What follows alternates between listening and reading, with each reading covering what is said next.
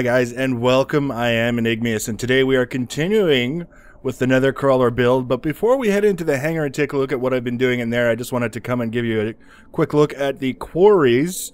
We've all seen quarries in action, or most of us have seen quarries in action. It's a big rectangular hole, big deal. But in this case, I thought it would be interesting to just kind of highlight some of the challenges and benefits of running quarries in the Nether. Now I've got a freshly fueled jetpack, so I don't have to worry about that conking out on me while I'm flying around looking at things.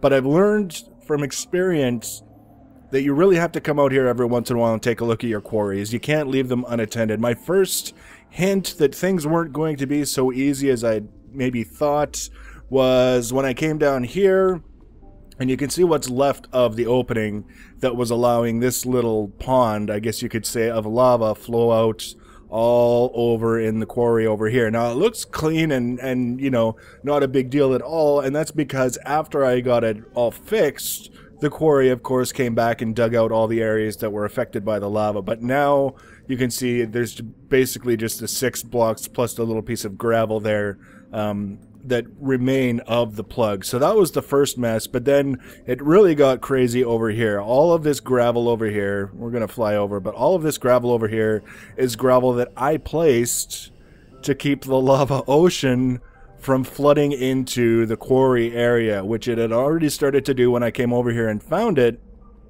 And this was really quite a pain in the butt, because I learned that if you're trying to plug a lava flow that's causing your quarry to avoid a certain area because it's covered in lava, the quarry will actually work against you, because every time you place a block, it will come along and basically take it away. So the best thing to do is power down your quarry, fix the problem, and then resume, because this took probably about an hour and a half to fix so that the quarry could resume its normal activities. And I'm going to have to come back here at some point and fill in some more once I set up a quarry to clear out the area between my two quarries, because this area here as well had a bunch of lava that was flowing out into the quarry area. So I had to patch it, and that lava obviously exists in the area that I'll have to be clearing out for the quarry that's going to do all that. But it's not all bad. It's actually kind of good, because if you take a look around, we've got 2 diamonds right here. We've got 3 diamonds right here that the quarry will dig up. I don't have to worry about angering the pigmen by doing it. There's another diamond that was just exposed right there.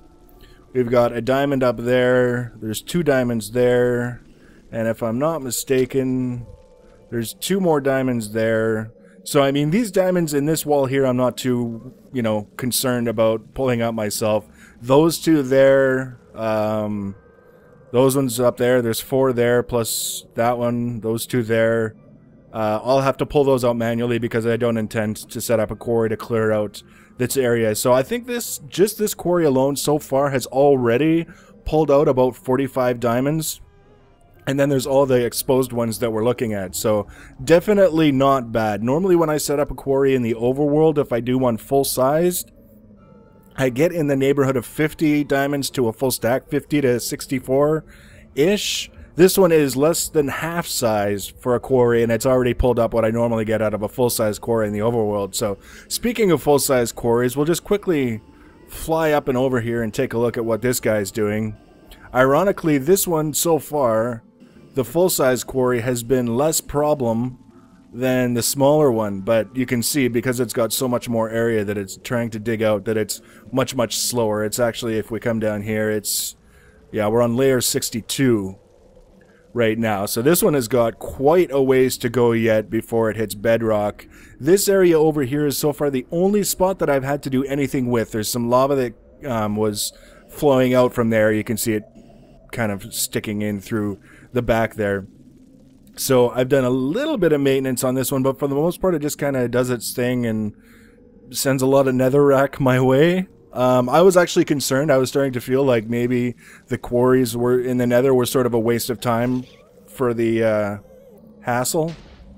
There's a ghast up there trying to be sneaky. What a jerk. I was starting to think that maybe the quarries were just a whole lot of hassle for not a lot of return, But once I started seeing the diamonds come my way, I realized that no, they're actually they're not bad. They're not bad at all. So we're going to head back to the spire now. Try not to catch fire on the way. And take a look at the Nether Crawler, because I've been very, very busy in there. It's grown once again. Every time I think I've got an idea of how big something's going to be, the size doubles on me for whatever reason. So we'll take a look at that and see what we've got. Now, first of all, we check for ghasts. That's very important, because they like to... For some reason, the ghasts, there's just enough room in certain spots for them to spawn. So they just spawn and they sit there waiting for me to come along, and then they barf fireballs at me. So I have to be a little bit careful when I come in here. Now, we've got water in the Nether. I just kind of wanted to show you this. I set up sort of an experimental area here. Now, the reason I have ice blocks, which is what that is over there, is because I was doing some stuff with thermopiles in the overworld, setting up that long row of thermopiles that I've got in the underwater hangar.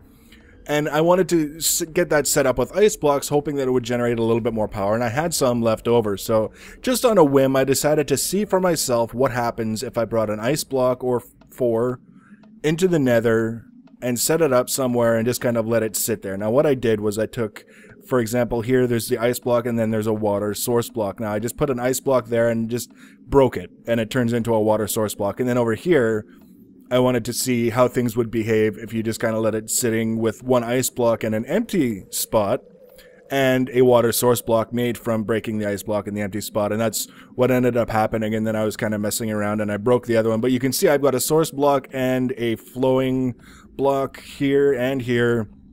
Over here, this ice block has been here for hours. It has not melted. None of the water has evaporated. So the spot in the Minecraft wiki that said the only way to get water into the Nether was by hacking your inventory is a load of crap. Just bring an ice block, set it where you want the water, break it, Bob's your uncle. Obviously, I'm kind of curious to see if I could make just a giant sheet of obsidian somewhere, but that'll be an adventure for some other day, maybe. So this is the Nether Crawler, and now that we know that we can have water, we're going to be mounting a pair of TNT launchers on the front, and that will be our obstacle removal tool, as opposed to, for example, some weird squeegee sort of block breaker frame assembly that would just obscure the front and make the whole thing look ugly. So that was the benefit of that little experiment, is we now know that we can set up the TNT launchers in the Nether. That's going to be a lot of fun. But I've also set up the TNT deployers. Now this is obviously the external view, and I've lined this whole cavity all the way down with obsidian covers. We did that experiment in the last episode, found out they are blast resistant. So if there is a misfire of some sort, or if I'm kind of dropping bombs a little on the low side and there's a little bit of explosion stuff that comes up this way, I may still lose a deployer or some cable or a filter or whatever, but it won't necessarily carve a giant hole in the hull. So that's one of the benefits of that, and you can see elsewhere I've started cladding it in covers that are less about explosion resistance and a little bit more about the aesthetic. These are iron covers made out of carving up iron blocks with a diamond saw.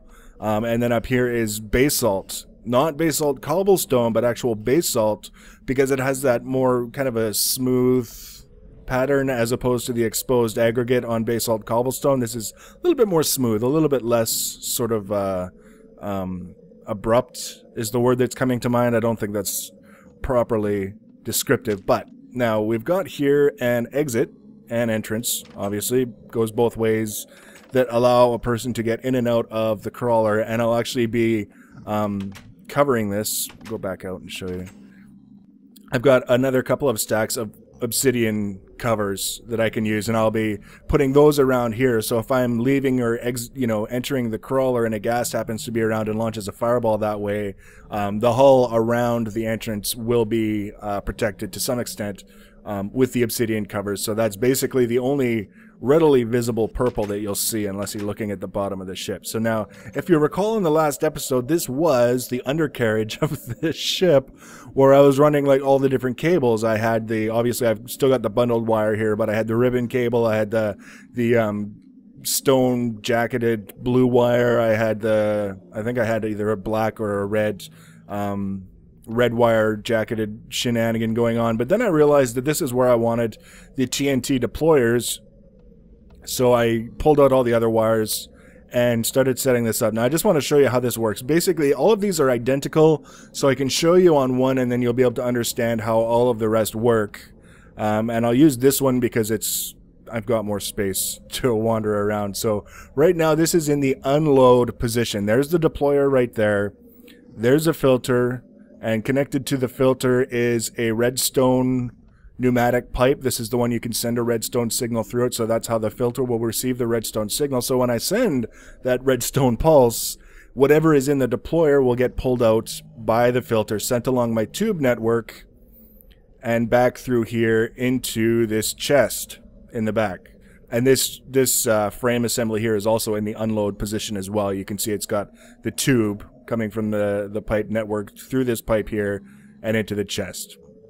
Now if I take and flip this switch here for the gray, you can see the frames push that down, and now this is in the load position instead of the filter, which is now down. You can kind of see it through the tubes. There's the filter down there. This is now connected to the deployer, so I can use any of these item sorting machines to send whatever through the tube network. They'll assign a color, and you can see I've painted all of these pneumatic tubes to the deployer. And what this is about is basically, I call them TNT deployers because that's sort of their basic function, but there's still different kinds of ordnance like Nova Cataclysms, Nova Catalysts, and nukes that we might want to use. And rather than having to go run around manually unloading and loading the different deployers, I thought it would be kind of cool to just set up a redstone computer routine that allows me to select from the cockpit what kind of ammunition I want to use, unload what was currently in there, replace it with the new kind of ammunition, and just cycle it that way. So basically, that's one part, is toggling the deployers themselves between load mode and unload mode. I forgot I left that switch on, that's why. So that's load mode and unload mode, and then I've got this guy here. I don't actually have any switches connected, but basically this frame will slide back and forth, so I can have, for example, this item sorter would be all TNT, and it would be color-coded to send, say, 16 blocks of TNT to each of the colored pipes through here, meaning that each of the deployers will get a specific amount of TNT. Then I could have this one as Nova Catalysts, this one is Nova Cataclysms, this one is nukes, whatever. It doesn't really matter exactly what's going in there. I could have it set to deploy ice blocks if I wanted to. And it's all automated. Just by sliding this back and forth, I don't have to worry about all kinds of crazy pulses to this chest and that chest and where am I sending this stuff when I'm unloading and all that crap. It's just one chest holds it all, and then this one simple frame system moves it back and forth, and the item sorting machines will select for me what kind of ammunition goes out to the deployers. So that's the whole TNT deployment item sorting shenanigan. And you can see this is a long ship. Like this is the back. And way down there is where the cockpit will be. You can see I've actually started blocking this off when I'm working in here so that the ghasts that like to spawn in the front can't just start shooting fireballs down there where I've spent so much time working on it to build it. Yeah, that's kind of neat. So now over here, I will be installing the MFSU, which I think I actually have it with me. I have the force field core. I have two MFSUs. I don't remember why. And I've got the force field EU injector. So all I really need to do is make some ender chests and have them in here. And I'll actually be using Lapatron crystals, probably connected somewhere here in the spire to the ender chests. So they'll be charging the Lapatron crystals with the MFSUs I've got in the spire, putting them in the ender chest, and then I'll be grabbing them from the ender chests and using them to charge the MFSU here. And then I'll have the force field set up with the core and the EU injector, and then I'll be able to just place the projectors wherever I need them. The main one is going to be the one that shields the underbelly of the vessel, so that when I drop a nuke, I can put up the force field immediately after I drop it, so that I don't worry about the ship getting evaporated in the explosion, which could be a lot of fun, dropping nukes all over the Nether. So that's where we're at. That's what we've been working on. And I know it's not complete. I wasn't able to show you a whole lot of working stuff, but I was getting to the point where it was complex enough that if I didn't just do a quick episode to show it off, that it was going to be too heavy if I tried to do it all at once when it was done and working. So the next episode, we should have the force fields in place, ready to start testing. The MFSU will be in place. We should have the cockpit in place. I'll show you how to get transparent frames set up so you can do like a windshield or whatever out of frames. And then it'll be the redstone routines to run it all, and then we will be out in the nether dropping stuff on pigmen and anything else that gets in our way. So I hope you're enjoying the series. I'm going to keep working at it. If you guys are enjoying it, the best way to be notified when I add a new episode is to subscribe to my channel. And in the meantime, take care. Thanks for watching, guys.